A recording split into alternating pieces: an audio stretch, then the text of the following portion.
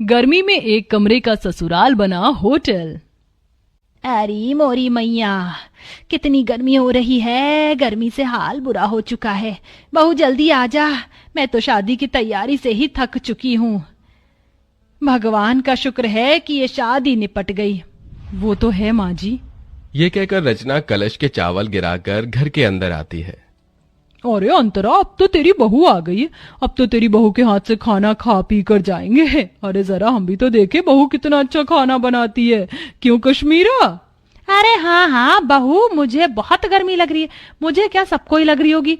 गर्मी जो इतनी पड़ रही है, तो जा सबके लिए ठंडा ठंडा शरबत बना कर लिया। जी बुआ जी।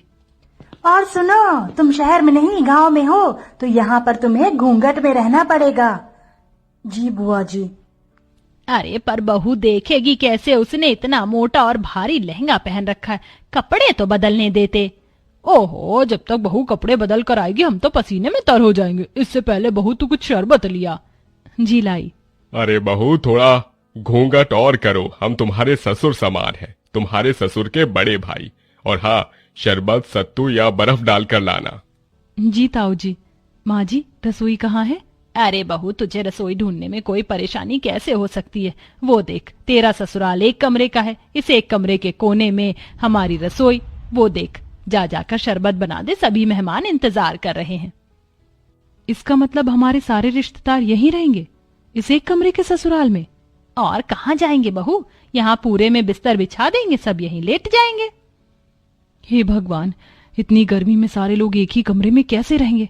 ऊपर से रसोई भी यहीं है, सारी गर्मी इधर ही आ जाएगी। ऊपर से मुझे ना कपड़े चेंज करने दे रहे, ना घूंघट हटाने दे रहे। मैं तो ऐसी गर्मी में पागल हो जाऊंगी। ये कैसी जगह शादी हो गई है मेरी। इतना कहकर दिल पर पत्थर रखकर उस एक कोने की रसोई में रचना बड़ी मुश्किल से घूंघट में शरबत बनाती है और एक एक करके सभी मेहमानों को शरबत देती है। अरे बहू, इतना सा ही शरबत बनाया था क्या?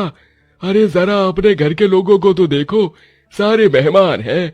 जाओ और शरबत बनाकर लेकर आओ। जी अभी लाई। अरे अंतरा मामी, भूख भी लग रही है, अपनी बहू से कह दो कि थोड़ा कुछ खाने पीने को भी ले आए, सारे मेहमान भूखे बैठे हैं। हाँ विनोद बेटा, मैं अभी खाना बनवा देती हूँ, या बहू खाना भी बना ले। मुझे इतनी गर्मी लग रही है, ऐसा लहंगा पहनकर मैं खाना कैसे बना पाऊंगी? और यहाँ तो कोई कमरा भी नहीं है जहाँ मैं चेंज कर पाऊं। इसीलिए तुझे मना कर रही हूँ, अभी सबको खाना दे दे, शांत होकर बैठ जाएंगे, तो तू अपने बाकी के काम निपटा लेना। जी माँ जी। बड़ी मुश्किल से रचना खाना बनाने के लिए लहंगे में बैठ पाती है। पूरी सब्जी बनाते बनाते उसे पसीने आने लगते हैं। हे भगवान, मैं तो थक गई। पता नहीं कैसे लोग हैं जो इस एक कमरे के ससुराल को समझ रखा है। और नहीं, बहू इन्हें नौकरानी लग रही है। आते ही नई बहू से कोई काम करवाता है क्या? अरे बहू, मेरे भतीजे का भूख से हाल बेहाल हो रहा है, जरा जल्दी खाना बना। बस माँ जी, पूरी प्लेट में लगा रही हूँ। मुझे क्या रोबोट समझ रखा है? एक तो इतनी गर्मी लग रही है, पंखे की भी हवा नहीं आ रही इस कोने में। रचना प्लेट लगाकर सबको खाना देती है। खत्म हो जाने पर बैठने आती है कि लहंगे की वजह से उसका पैर फिसल जाता है और माधव उसे संभाल लेता है। रचना, तुम ठीक तो हो ना? आप तो रहने दीजिए, आपको मेरी कोई फिक्र नहीं है। अगर फिक्र होती तो पूछते कि इतने लंबे से घूंघट में, भारी से लहंगे में मैं कैसे बार बार सबको खाना परोस रही हूँ। ये मैं ही जानती हूँ। आपको क्या है, अपना सहरा शेरवानी उतार कर बैठ गए हैं 4 जनों में खी करने। अरे रचना, ऐसी कोई बात नहीं है, मैं माँ से बात करता हूँ।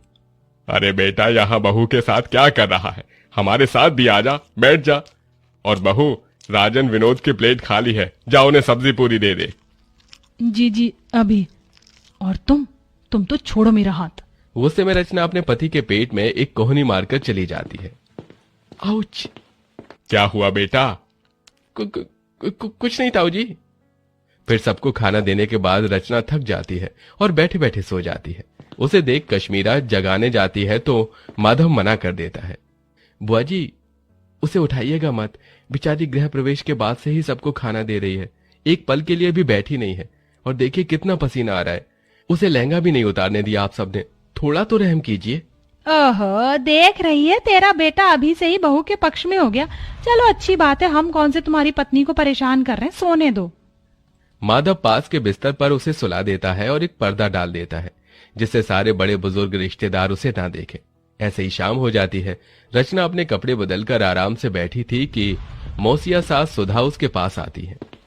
अरे बहू, तुझे कितनी बार बताऊं घूंघट करके रख, तेरे किसी भी सास ससुर ने देख लिया तुझे तो गजब हो जाएगा। नई बहू को पर्दे में ही रहना चाहिए, समझी? अब जा जाकर चाय बना।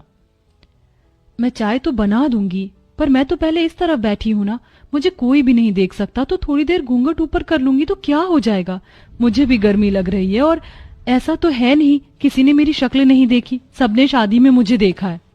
देख ले अंतरा, देख ले तेरी बहू कैसे अभी से ही जबान लड़ा रही है। अरे मैं तो मौसी हूँ, मुझे इस बात का बुरा नहीं लगेगा, लेकिन कोई और होता तो तौबा तौबा तौबा।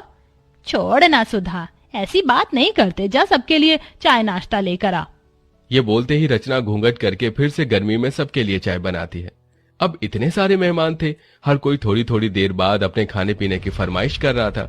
ऊपर से हल्की साड़ी पहनने पर विनोद कहता है, देखो रचना, मैं तुम्हारे जेठ की तरह हूँ और अभी तुम्हारी नई शादी हुई है, इसलिए बता रहा हूँ इतनी हल्की साड़ी मत पहनो। जो नई नवेली दुल्हन हो तो थोड़ी भारी साड़ी पहनो। भाई साहब, गर्मी लग रही है इसलिए मैंने थोड़ी हल्की साड़ी पहनाई है। कोई बात नहीं, थोड़ा बर्दाश्त करो और अपने हाथ के पकौड़े भी बनाकर खिला दो। फिर कहाँ मैं बार बार आने बैठ रहा हूँ, मुझे तो आगरा ही चले जाना है। अब मेरा भेजा फ्राई हो रहा है, शादी करके पछता रही हूँ। इससे पहले ही बढ़िया थी मैं जब जीन्स टॉप पहनकर विदाउट कोई घूंघट के इधर उधर रहती थी, पर इन बड़े लोगों ने तो मेरा जीना हराम कर दिया। ऊपर से इतना छोटा ससुराल है, हर जगह कोई ना कोई बैठा है। सच में कमरे के ससुराल को होटल समझ लिया है, जाने का नाम ही नहीं ले रहे। जब से आए बहू ये, जब से आए बहू वो। जी भाई साहब, लाई अभी पकौड़े। इतना कहकर रचना फिर से चूल्हा जलाकर गर्मी में बैठकर पकौड़े बनाती है। उस चूल्हे का धुआं और गर्माई सीधे रचना के मुंह पर लग रही थी। बस अब मुझे और नहीं होगा, मैं पागल हो जाऊंगी इस गर्मी में, थोड़ी देर बाहर चली जाती हूँ।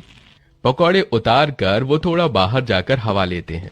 भले ही बाहर गर्मी सही, लेकिन उतनी भभक तो नहीं है जितना अंदर एक कमरे में है। भगवान जाने कैसे आलसी जानवर की तरह सब एक साथ अंदर हैं, ये भी नहीं कि अपने घर चले जाएं। अरे सर, सुकून तो अपने घर पर ही होता है, लेकिन यहाँ के रिश्तेदार बड़े मक्खी की तरह हैं जो गुड़ से चिपक जाते। एक काम करती हूँ, फ्रिज के ठंडे पानी से मुंह धोकर अंदर चली जाती हूँ, वरना सब बोलेंगे। फिर रचना ठंडे पानी से मुंह धोकर फिर सबके काम करने लगती है। ऐसे ही 4 दिन से हफ्ता और हफ्ते से 2 हफ्ते हो जाते हैं, लेकिन मेहमान जाने का नाम नहीं लेते। उन्होंने नई बहू को गर्मी में बिल्कुल काम करवाकर परेशान कर दिया था। ऐसे में रचना की हालत बहुत खराब हो जाती है, क्योंकि वो बेचारी खुद भी खा पी नहीं पाती है। पति से अपनी परेशानी बताती है, लेकिन वो नजरअंदाज कर देता है। बहू एक दिन गर्मी में कपड़े सुखाते सुखाते बेहोश हो जाती है। माधव फौरन डॉक्टर को घर पर बुलाता है, तो डॉक्टर बताता है, देखिए, गर्मी में इनकी हालत बहुत डाउन हो चुकी है। और इतनी मोटी साड़ी क्यों पहनी है आप लोगों ने? आप जून जुलाई की गर्मी से वाकिफ नहीं है क्या? और इतने सारे लोग क्यों हैं? यहाँ पर मरीज के पास ज्यादा लोग रहने से और घबराहट पैदा होती है। देखिए माधव जी, हो सके तो थोड़ा रेस्ट करने वाला एनवायरनमेंट प्रोवाइड करवा दो तो बेहतर होगा। जी डॉक्टर। ये सब इसी वजह से हो रहा होगा। बहू ने मुझे बोला था कि उसे परेशानी हो रही है, फिर भी मैंने इसकी एक नहीं सुनी। बेटा, डॉक्टर साहब सही कह रहे हैं। देख, बहू का पगफेरा भी नहीं हुआ, ऐसा कर तू इसके मायके ले जा इसे। ठीक है माँ। बहुत हो गया, कहीं ना कहीं ये रिश्तेदार भी मेरी बहू के इस हालत के जिम्मेदार हैं। बहुत दिन खाना खा लिया मेरे घर को होटल समझकर, अब मुझे इन्हें यहाँ से निकालना ही होगा। सुनिए, आप सब थोड़ा बाहर जा सकते हैं? जो डॉक्टर साहब ने बोला है उसी के लिए बोला है मैंने। हाँ हाँ ठीक है, चलो चलो सब बाहर चलो। उनके बाहर जाते ही अंतरा बहू से कहती है, बहू मैं समझ सकती हूँ, तू बहुत परेशान हो गई थी, इसलिए अब मैं तुझे तेरे मायके भेज रही हूँ और इन मेहमानों की तो छुट्टी मैं करूंगी। काश तेरी ये बात मैंने पहले समझ ली होती। कोई बात नहीं माँ जी, ये सब हो जाता है, आप अपना ख्याल रखना। हाँ हाँ। कुछ देर बाद माधव रचना को लेकर उसके मायके चला जाता है और फिर अंतरा शाम से लेकर अगले 4 दिन तक रोज फीका खाना बनाती है और बहाने लगाती है। तभी सुधा, कश्मीरा, मुकेश खाने को मना कर देते हैं। अरे नहीं नहीं, बस जिज्जी, अब और नहीं चाहिए। अरे खा लो पेट भरकर, बहू के हाथ से भी तो कहते थे बार बार। पर तुम्हारे हाथ से नहीं खा सकते ना अंतरा। रचना बहुत ज्यादा अच्छा खाना बनाती थी, इसलिए खाते थे। और वैसे भी अब हम सबको बहुत दिन हो गए हैं, अब हमें अपने घर को निकलना चाहिए। हाँ हाँ, अब हम सबको अपने घर जाना चाहिए, हम चलते हैं। इस तरह सारे मेहमान मजबूरन खुद ही अंतरा का बेकार खाना खाकर वहां से भाग जाते हैं और कुछ दिनों बाद ही नई बहू घर वापस आकर एसी में सास के साथ खुशी खुशी रहने लगती है।